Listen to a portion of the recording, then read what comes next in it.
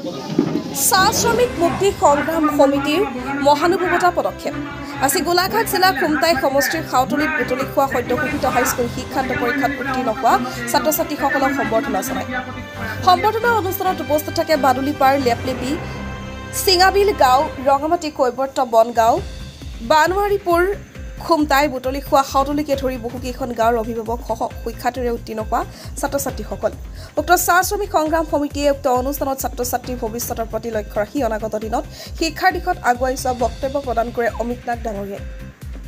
চাহ শ্ৰমিক মুক্তি সংগ্ৰাম সমিতিয়ে সদ্যঘোষিত পৰীক্ষাত উত্তীৰ্ণ হোৱা ছাত্ৰ ছাত্ৰীসকলক এখনি ফুলাম গামোচা এখনি গ্ৰন্থৰ অভিনন্দন মানপত্ৰ আগবঢ়াই চাহ শ্ৰমিক মুক্তি সংগ্ৰাম সমিতিয়ে। এই অনুষ্ঠানত বহু গণমান্য ব্যক্তিয়ে বহুমূলীয়া হৃদয়স্পৰ্শী বাৰ্তা শুনি উক্ত অনুষ্ঠানত থকা উপস্থিত ছাত্ৰ ছাত্ৰীৰ লগতে অভিভাৱকসকলৰ পৰা ওলাই আহে চকুলো। ছাত্ৰ ছাত্ৰীসকলক অনুপ্ৰেৰণামূলক বাৰ্তা উৎসাহিত কৰিব পৰা বাৰ্তা সাহসিকতাৰ নিদৰ্শন উপদেশ আৰু আৰ্হিৰ বাৰ্তা তথা হৃদয় সূৰ্য বাৰ্তা আগবঢ়ালে শ্ৰমিক দৰদী নেতা অমিত নাগে। চাহ শ্ৰমিক মুক্তি সংগ্ৰাম সমিতি গোলাঘাট জিলাকে ধৰি সমগ্ৰ অসমত খুব কম সময়ৰ ভিতৰত আদিবাসী জনগোষ্ঠীৰ কাম কৰি সমাদৰ বুটলিবলৈ সক্ষম হৈছে। এই জাতিটোৰ বাবে এক গৌৰৱৰ বাৰ্তা। উল্লেখযোগ্য যে যিসকল বিশিষ্ট উক্ত কাৰ্যসূচীত নিমন্ত্ৰণ জনোৱা হৈছিল আৰু সেইসকল ব্যক্তিয়ে নিজে অসমীয়া জাতিটোৰ সন্মানৰ প্ৰতীক ফুলাম গামোচাৰ সন্মান নলয় সেই গামোচা কেইখন সদ্যঘোষিত হাইস্কুল শিক্ষান্ত পৰীক্ষাত উত্তীৰ্ণ হোৱা পৰীক্ষাৰ্থীসকলৰ ডিঙিত সন্মান যাচি দিয়া পৰিলক্ষিত হয়। এনে বিৰল দৃশ্য চাই সকলো ৰাইজে বিশিষ্ট সমাজ সেৱক শ্ৰী পুনা কুৰ্মী আধুনিয়া নাগ অমিত তাঁতী দীপেন গোৱালা শংকু শৰ্মা ছিদ্দিকুৰ ৰহমান মামনি দলে নয়নমণি নাগ ৰচেদা বেগম গোলাপ চাহু কীৰ্তন তাঁতী আৰু পাৰ্বতী বাৰহ শলাক লয়। উল্লেখযোগ্য যে খুমটাই আঞ্চলিক চাহ শ্ৰমিক মুক্তি সংগ্ৰাম সমিতিৰ এনেধৰণৰ আদৰণীয় পদক্ষেপক সকলোৱে প্ৰশংসা কৰে তথা সম্পাদক সভাপতিকে ধৰি সকলো কৰ্মকৰ্তা উপস্থিত ৰাইজ তথা ছাত্ৰ ছাত্ৰীসকলে ধন্যবাদ জ্ঞাপন কৰে চাহ মুক্তি সংগ্ৰাম সমিতিৰ কেন্দ্ৰীয় উপদেষ্টাই। News desk report MK news. দ্বিতীয় বিভাগত উত্তীৰ্ণ হলা তুমি এতিয়া আকৌ হাই সেকেন্ডাৰী তুমি নিশ্চয় চেষ্টা কৰিবা। তেতিয়া তুমি কি ভাবা? তেতিয়া তুমি কিবা ডিভিজনৰ আশা কৰিছা নে তৃতীয় বিভাগতে থাকিবা নে অন্যান্য আৰু তোমাৰ মনৰ কল্পনা নেকি আচলতে কি কৰিব বিচাৰিছা? তৃতীয় বিভাগত আৰু উত্তীৰ্ণ হ'ম বুলি ভবা নাই। তৃতীয়ৰ পৰা আৰু আগত যাম বুলি ভাবি আছোঁ। এতিয়া তৃতীয়ছে ওপৰত যাম আৰু ছেকেণ্ড ফাৰ্ষ্টত যাম বুলি ভাবি আছোঁ। আৰু তোমাৰ মাতৃ পিতৃ আচলতে তোমাক পঢ়া শুনাৰ ক্ষেত্ৰত কেনেকৈ সহায় সহযোগিতা কৰিছিল আৰু তোমাৰ মাতৃ পিতৃ আচলতে কি কাম কৰে সেই কথাটো অকণমান কোৱা।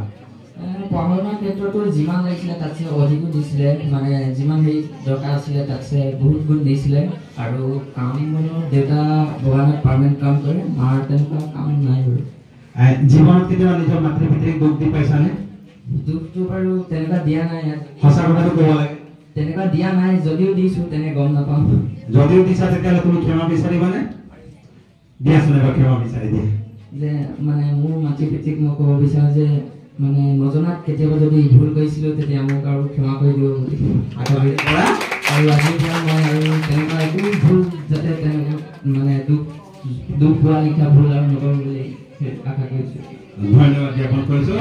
ইমান ধুনীয়া কথা কৈ গ'ল। আপোনালোকক আমি আমাৰ তৰফৰ পৰা আন্তৰিক অভিনন্দন জ্ঞাপন কৰিছোঁ। আজি এই অভিনন্দন অনুষ্ঠানত আপোনালোকে আহি আমাৰ যিটো শোভা বঢ়ালে তাৰ বাবে আপোনালোকক ধন্যবাদ জ্ঞাপন কৰিছোঁ। আৰু লগতে আপোনালোকে জানে যে সদ্যঘোষিত হাইস্কুল শিক্ষান্ত পৰীক্ষাৰ ইতিমধ্যে ফলাফল ওলাই গৈছে।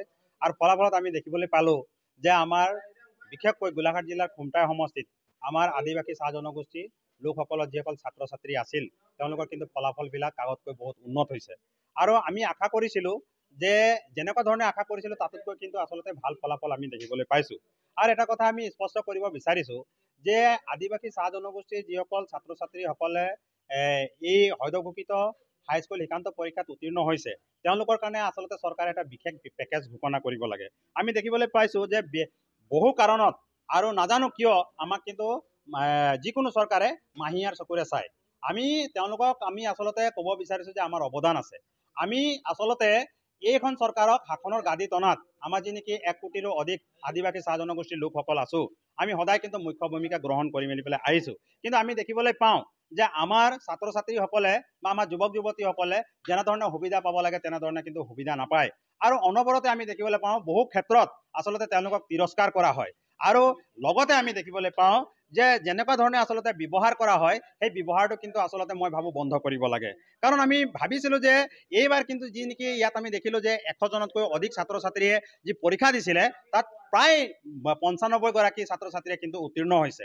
আৰু উত্তীৰ্ণ হৈ মেলি পেলাই ভাল ফলাফল ইয়াত আমি দেখিবলৈ পাইছোঁ প্ৰথম বিভাগতো উত্তীৰ্ণ হৈছে লেটাৰ মাৰ্ক হ'লেও উত্তীৰ্ণ হৈছে ছেকেণ্ড ডিভিজনত উত্তীৰ্ণ হৈছে ভাল ফলাফল আৰু এইটো আমাৰ কাৰণে আমি গৌৰৱবোধ কৰিছোঁ গতিকে আজি যি নেকি এই সম্বৰ্ধনা অনুষ্ঠান আয়োজন কৰা হ'ল খুমটাই চাহ শ্ৰমিক মুক্তি সংগ্ৰাম সমিতিয়ে এই সম্বৰ্ধনা অনুষ্ঠান আয়োজন কৰিলে আৰু তেওঁলোকে যি নেকি আচলতে এটা মহৎ কাম বুলি মেলি পেলাই কওঁ এই মহৎ কাম যিটো নেকি দেখুৱালে তাক কিন্তু আমি ধন্যবাদ জ্ঞাপন কৰিছোঁ আৰু লগতে আমি যিসকল নেকি ছাত্ৰ ছাত্ৰী আছে তেওঁলোকক আমি অনুৰোধ জনাইছোঁ যে মাতৃ পিতৃসকলে ইমান কষ্ট কৰি মেলি পেলাই আপোনালোকক এইটো পৰ্যায়লৈ লৈ মেলি পেলাই আহিলে আমি দেখিবলৈ পাওঁ যে বাগানত কাম কৰি মাত্ৰ 250 টকা হাজিৰা পাই আমি দেখিবলৈ পাইছোঁ নিজৰ ল'ৰা ছোৱালীক পঢ়ুৱাই মেলি পেলাই এটা ভাল ফলাফলত আনিছে এনেকুৱা এটা সময় যাতে নাহক যে নিজৰ মাতৃ পিতৃক আচলতে পাহৰি মেলি আচলতে এটা সময়ত নিজৰ মাতৃ পিতৃক অনাথ আশ্ৰমত ৰখাৰ দৰে কাৰ্য যাতে নকৰক আমাৰ এই উঠি অহা নৱপ্ৰজন্মক আমি অনুৰোধ জনাইছোঁ আৰু লগতে এই কথাটো আমি চৰকাৰক আমি দাবী জনাইছোঁ যে আমাৰ আদিবাসী চাহ জনগোষ্ঠীৰ কাৰণে কিন্তু বিশেষ পেকেজ ঘোষণা কৰিব লাগে আৰু সকলো ফালৰ পৰা কিন্তু সহায় সহানুভূতিটো আমি পাব লাগে আমাৰ যি নেকি মাহী আইৰ চকুৰে চোৱা যিটো নেকি এটা পদ্ধতি বা আগৰ পৰা যিটো নেকি আমাক আলিকুলি নাম দি মেলি পেলাই আচলতে ৰখা হৈছে তাক কিন্তু আমি দুখ প্ৰকাশ কৰোঁ এতিয়া আমি দেখিবলৈ পাইছোঁ যে আমাৰ মাজত আমি দেখিবলৈ পাইছোঁ DCO আছে আমাৰ মাজত আমি SDC দেখিবলৈ পাইছোঁ SCS বিষয়া IS বিষয়া APS বিষয়া UPS বিষয়া সকলোখিনি আছে গতিকে আমাক আচলতে তিৰস্কাৰ নকৰিব আচলতে আমাক সমানতাৰ অধিকাৰ লাগে আমাৰ যিবিলাক নেকি মৌলিক অধিকাৰ সেই মৌলিক অধিকাৰ কিন্তু আমাক ঘূৰাই দিব লাগিব আৰু আশা ৰাখিছোঁ যিসকল ছাত্ৰ ছাত্ৰী ভালদৰে পঢ়িছে তেওঁলোকে গৈ এটা সময়ত সুনাম অৰ্জন কৰিব আৰু সুনাম অৰ্জন কৰি আমাৰ যি নেকি মাটিৰ পট্টা জনজাতিকৰণ আপোনালোকক ধন্যবাদ জনাইছোঁ আৰু সঁচাকৈ আমি আজি সদ্য ঘোষিত হাইস্কুল শিক্ষান্ত পৰীক্ষা ছাত্ৰ ছাত্ৰীসকলক লৈ আজি যিটো এক বিশেষ সম্বৰ্ধনা অনুষ্ঠান আয়োজন কৰিছিলোঁ আপোনালোকে নিজে প্ৰত্যক্ষ কৰিছে যে আমি যিমান আশা কৰা নাছিলোঁ তাতোতকৈ অধিক মানে শতাধিক ছাত্ৰ ছাত্ৰী আজি আমাৰ এই সম্বৰ্ধনা অনুষ্ঠানত একত্ৰিত হৈছিল আৰু এই সম্বৰ্ধনা অনুষ্ঠান অতি সুচাৰুৰূপে আৰম্ভৰ পৰা শেষলৈকে আমি পৰিচালনা কৰিবলৈ সক্ষম হ'লোঁ